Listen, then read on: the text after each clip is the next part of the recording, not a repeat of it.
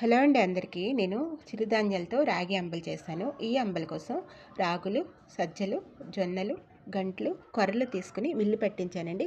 Mill పట్టిస్తేనే మనకి పిండి అనేది మెత్తగా ఉంటుంది. మనం మిక్సీలో వేసుకున్నాం అనుకోండి కొంచెం ఎలా అయినా సరే గరుకుగా వస్తుందన్నమాట.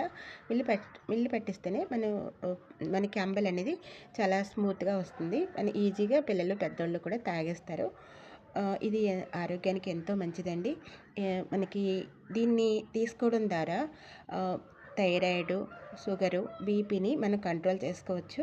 ఉదయం నుంచి రాత్రి 7 లోపల ఎప్పుడైనా తీసుకోవచ్చండి. దీనికోసం ఒక గిన్నె తీసుకుని ఆ గిన్నెలో 4 స్పూన్ల ఈ పౌడర్ వేసుకొని